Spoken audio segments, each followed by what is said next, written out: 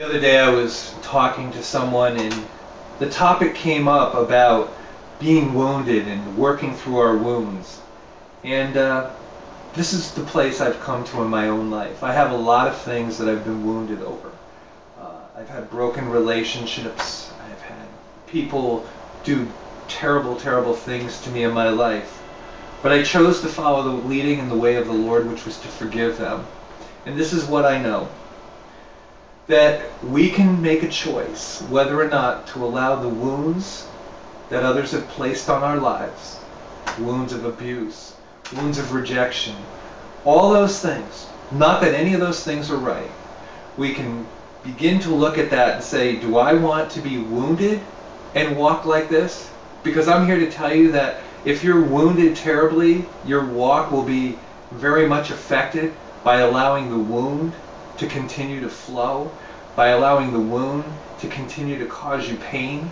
I say this as a father, I say this as a man who's watched terrible and ungodly things happen to people.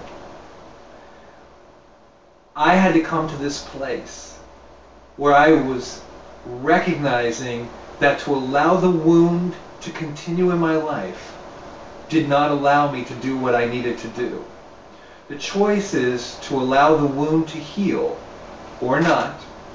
But if we allow the wound to heal, it'll form a scar. There will be evidence that the transgression against us existed, but it no longer has to affect our lives. There might be that moment of pain, just as a scar on your leg or your body somewhere. You know that you're moving against the scar, but the reality of it is you're not going to bleed to death from the scar. It may hinder you a little bit, but scars heal and scars become more flexible over time with usage. And the reality of it is, we can have scar tissue. Many of the best men and women I know in Christianity have scar tissue.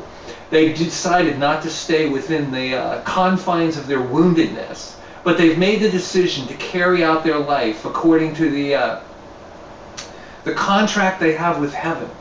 The knowledge that their Father in heaven knows. And so this day I encourage you, allow the wound to heal. There may be a visible scar, but you get to move on and you get to do the things that God has called you to do. Thanks, and God bless you.